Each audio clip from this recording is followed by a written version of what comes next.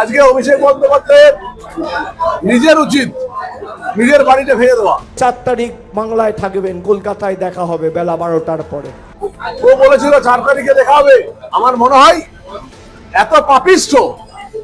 এত পাপিষ্ঠ নির্লজ্জ কোন রাজনৈতিক নেতা ভারতবর্ষের ভূভারতে নেই। অনেক উদারতা হয়েছে।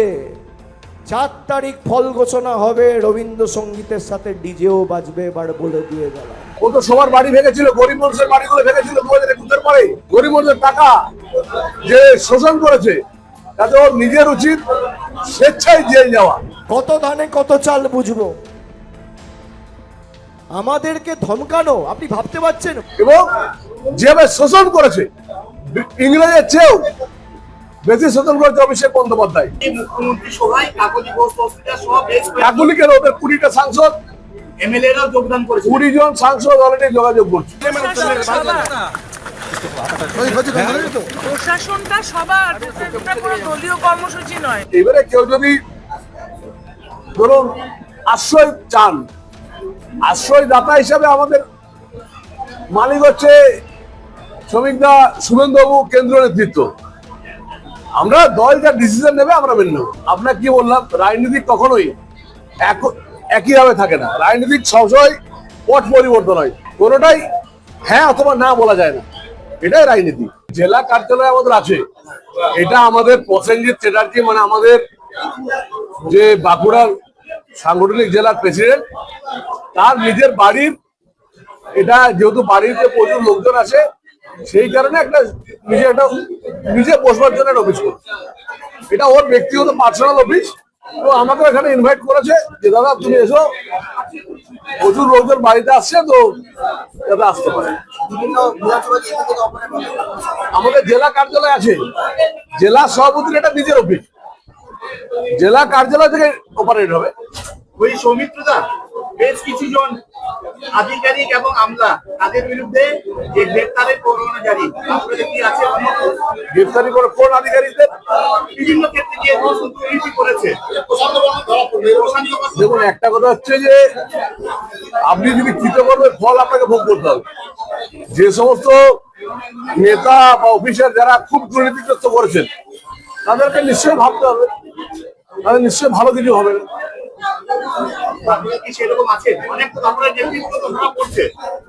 বাঁকুড়ায় থাকলে সেটা প্রভাবীভাবে জানবেন। আমাদের দল ঠিক করবে কারা আসবে কারা আসবে না, এটা দল ঠিক করবে। এখনো সেই সময় আসেনি। ও তো সবাইকে বুলডোজার দেখিয়েছিল, ও তো সবার বাড়ি ভেঙেছিল, গরিব মানুষের বাড়িগুলো ভেঙেছিল 2021 পরে। ও বলেছিল 4 তারিখে দেখা হবে। আজকে অভিষেক বন্দ্যোপাধ্যায়ের নিজের উচিত নিজের বাড়িতে ফেলে দেওয়া। এত অনৈতিক ভাবে অর্থ ইনকাম করেছে, গরিব মানুষের টাকা রোজগার, গরিব মানুষের টাকা যে শোষণ করেছে, তাতে ওর নিজের উচিত স্বেচ্ছায় জেল যাওয়া। আমার মনে হয় এত পাপিষ্ঠ নির্লজ্জ কোন রাজনৈতিক নেতা ভারতবর্ষের ভূভারতে নেই। অভিষেক বন্দ্যোপাধ্যায় তার পরিবারকে ইমিডিয়েট জেলে ঢোকানো উচিত। যেভাবে গরিব মানুষের টাকা নয়ছয় করেছে এবং যেভাবে শোষণ করেছে, ইংরেজের চেয়েও বেশি শোষণ করেছে অভিষেক বন্দ্যোপাধ্যায়। একটা পাপিষ্ঠ মানুষ, সে যত তাড়াতাড়ি জেল যাবে পশ্চিমবাংলার মানুষের পক্ষে ভালো।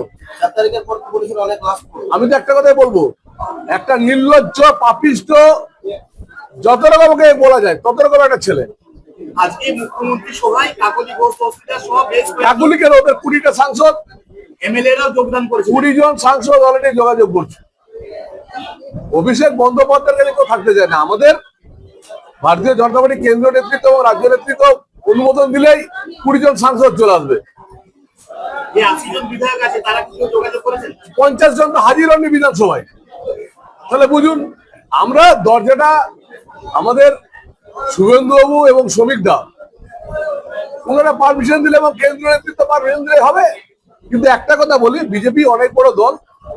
বিজেপিতে আমাদের যারা অ্যাক্টিভ মেম্বারশিপ আছেন, বিজেপিতে যারা দীর্ঘদিন আছেন, তারা বিজেপি দলটা চালাবেন। এবারে কেউ যদি ধরুন আশ্রয় চান, আশ্রয়দাতা হিসাবে আমাদের মালিক হচ্ছে শ্রমিকদা, শুভেন্দুবাবু, কেন্দ্রীয় নেতৃত্ব, আমরা দল যা ডিসিশন নেবে আমরা মেনে নেবো। আগামী দিনে নেওয়ার একটা পরিকল্পনা আছে। আপনার কি বললাম, রাজনীতি কখনোই একইভাবে থাকে না, রাজনীতিক সবসময় পট পরিবর্তন হয়। এখন পুরোটাই নির্ভর করবে কেন্দ্রীয় নেতৃত্ব এবং রাজ্য নেতৃত্বের উপরে, কোনোটাই হ্যাঁ অথবা না বলা যায় না, এটাই রাজনীতি। 27শে পৌরসভা নির্বাচন, 28শে লোকসভা নির্বাচন, কি মনে করছেন?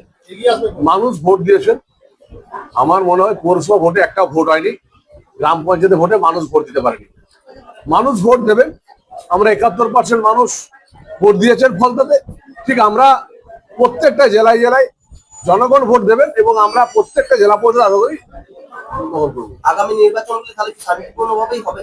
এই দেখলেন তো ফলতাতে হলো, কোথাও অশান্তি দেখছেন? একটা তো লাশ পড়েনি, কিন্তু তৃণমূল কংগ্রেস যদি করতো তাহলে বলুন লাশ পড়ে যেত।